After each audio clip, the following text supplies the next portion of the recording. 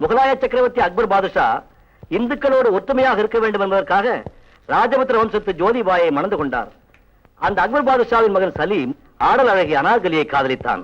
ஏன் சார், சலீம் அனார்கலியை காதலிச்சதுக்கு அவ அழகு காரணமா இல்ல அவ நடனக்கலை காரணமா?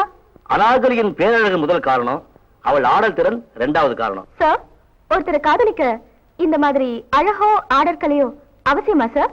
குறிப்பா இதுதான் அவசியம்னு சொல்ல முடியாது. வீர ஒருத்தி காதலிப்பா, விவேகி ஒருத்தி காதலிப்பா, முட்டாளையும் ஒருத்தி காதலிப்பா, அவ்வளவு ஏன் பரம சாது மாதிரி இருக்கிற ஒருத்தனையும் ஒருத்தி காதலிப்பா. ஒரு கடிப்பா ஜாலி.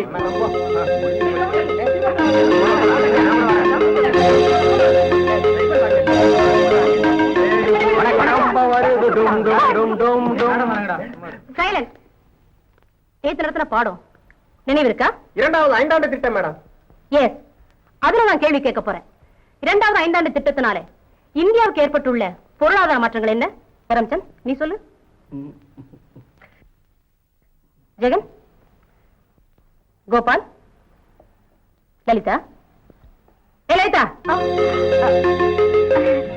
அனார்கலியின் பேரழகை சலீம் காதலித்தான். நீ இன்னும் சரித்திர படத்திலே இருக்கியா? இது எக்கனாமிக் கிளாஸ். யாருக்குமே பதில் தெரியல இல்லையா? எல்லாரும் உட்காருங்க. ஆமா, நீ நிக்கிற? உட்கார். ரொம்ப தலைவலிக்குது மேடம், நான் போணும். பேசாம உட்கார். முதல் ஐந்தாண்டு திட்டத்தில் ஓரளவு தன்னிறைவும் சுயபலமும் பெற்ற இந்தியா இரண்டாவது ஐந்தாண்டு திட்டத்திலே நன்றாக கவனியுங்கள். மணிகளே மணிகளே, மாணவ மணிகளே, இந்த கண்ணன் இருக்காரு. எந்த கண்ணன் சார்? உங்க வீட்டு எழுத்து வீட்டு கண்ணன். அவர்தான் வெண்ணெய் எடுத்தாருல. மிகச்சிறந்த காதல் இலக்கியங்களில் ஒன்று அம்பிகாபதி அமராவதி கதை. கம்பன் மகன் அம்பிகாபதியை மன்னன் மகள் அமராவதி உயிருக்குயிராக காதலித்தாள். ஏதோ விளையாட்டுத்தனமாக காதல் பாட்டு பாடும் கத்துக்குட்டி புலவனாகத்தான் மன்னன் அம்பிகாபதியை நினைத்தான். சிற்றின்ப கலப்பே இல்லாமல் பேரின்ப பாடல் 100 பாடினால் பரிசு அமராவதி, இல்லையே தண்டனை மரணம் என்று நிபந்தனை விதித்தான் மன்னன். முத்தமிழும் முழக்கமிட முதுபுலவர் வியந்து நிற்க பாடத் துவங்கினான் அம்பிகாபதி. திரைமறைவில் நின்று காதலன் பாட்டை எண்ணத் தொடங்கினாள் அமராவதி. 100க்கு 1 குறைவாக இருக்கும் போதே 100 என்று எண்ணி காதலி வெளியே வந்தாள். காதலன் அவளை பார்த்தான். அவ்வளவுதான். பேரின்பம் மாறி சிற்றின்ப பாடல் காட்டாற்று வெள்ளம் போல் கரைபுரண்டு வந்தது. கவிதையிலே ஞானரசம் மறைந்து காமரசம் வந்தபோது அம்பிகாபதியை மரணம் அணைத்துக் கொண்டது.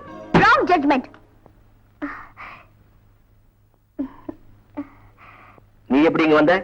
ஐம் சாரி சார், வந்து என் ஃப்ரெண்டு கிட்ட ஒரு புக் வாங்க வந்தேன். உங்க பாடம் ரொம்ப இன்ட்ரெஸ்டிங்கா இருந்ததா, அதான் அப்படியே உட்கார்ந்துட்டேன். Go to your class. போறேன் சார். ஒரு சின்ன டவுட். கடவுள் வாழ்த்தும் பேரின்பம் தானே, அதையே கணக்கில் சேர்க்க கூடாது? கடவுள் துதிய கணக்கில் சேர்க்கிறது தமிழ் மரபு இல்ல. நீ போகலாம். Thank you sir.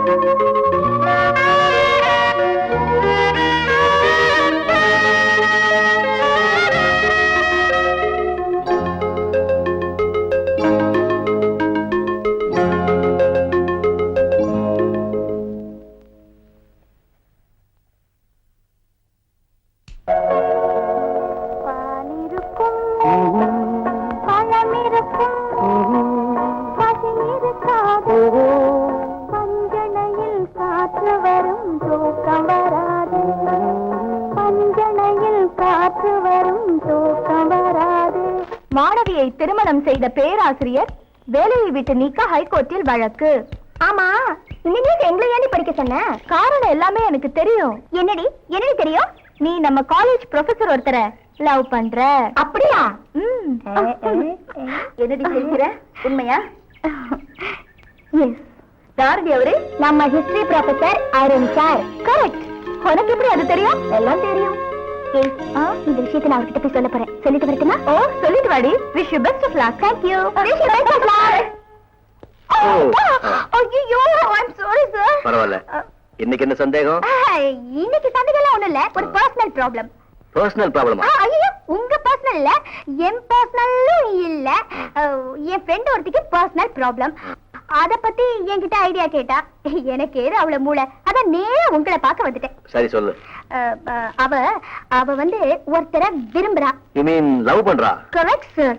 அந்த லவ் அந்த ஒருத்தர் கிட்ட எப்படி தெரிவிக்கிறது? இது ஃபர்ஸ்ட் ப்ராப்ளம். நெக்ஸ்ட் ப்ராப்ளம், அந்த ரெண்டு பேருக்குள்ள வயசு வித்தியாசம் வேற. ஃபர்ஸ்ட் ப்ராப்ளம் ஃபேஸ் பண்ணியே ஆகணும்.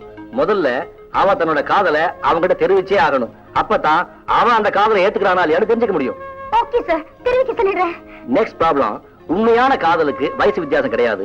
உதாரணமா மகாத்மா காந்தியை விட கஸ்தூர்பா காந்தி வயசுல மூத்தவங்க. Is it? இது சரித்திர ரீதியான உதாரணம். புராண ரீதியா சொல்லணும்னா சிவனை விட பார்வதி வயசுல மூத்தவங்க. உன் ஃப்ரெண்டு கிட்ட சொல்லு, காதலிக்க ஆரம்பிச்சுட்டா எதிர்ப்பு கண்டு அஞ்ச கூடாது. எதையும் ஃபேஸ் பண்ற தைரியம் இருக்கணும். Thank you sir. நான் வரேன்.